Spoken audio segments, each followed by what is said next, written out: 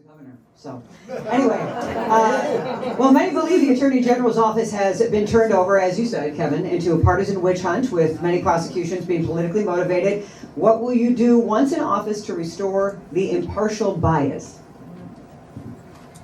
Well, first of all, it's pretty easy when we take a look at all these lawsuits right now against President Trump. 35 times the Trump administration has been sued by this Attorney General. We just have to stop that.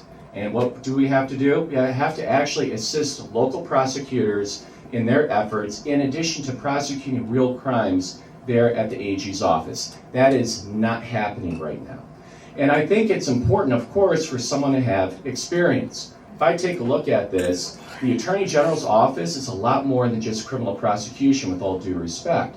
You need to have to actually take a look at prosecuting criminal cases, in addition to actually defending constitutional rights in lawsuits, in addition to actually having civil litigation experience.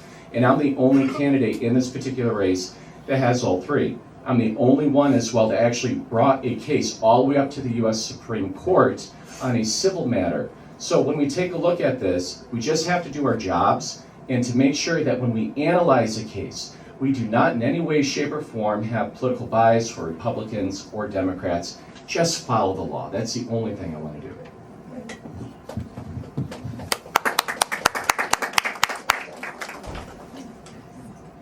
As a prosecutor, you have to understand that our job is to actually look at the facts and evidence that's been presented by an investigating agency.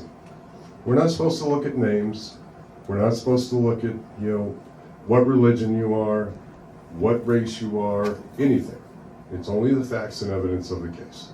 It's not a hard concept, but the difficulty that we've had is that the last 6 years, we've watched a rudderless ship. The Attorney General's not there. She's more out doing her own political things. And that's the problem that you get when you are supposed to be a public servant. You are there to serve the public. You have 600 employees in that office. You have over 300 attorneys. For me, I look at it that this is a leadership problem. We have individuals in there that have been tasked by the Attorney General because she decided to use the word I and not focus on we the people. And so when we talk about the lawsuits that she's put out there or the political prosecutions, she's using individuals within the office for her own personal gain. A public servant should never use the word I. You want to talk, when you listen to the governors, listen for them to say I. It's their job to have a vision. The Attorney General should be about we. It should never be about I. And the way to get rid of I is to make sure that the we that is within that office is actually put in the position to actually effectively represent the citizens of Michigan. That's going to take a leader. You have individuals in there with 20, 30 years of experience. They have been working in that office forever. And they're not going to be able to just be fired.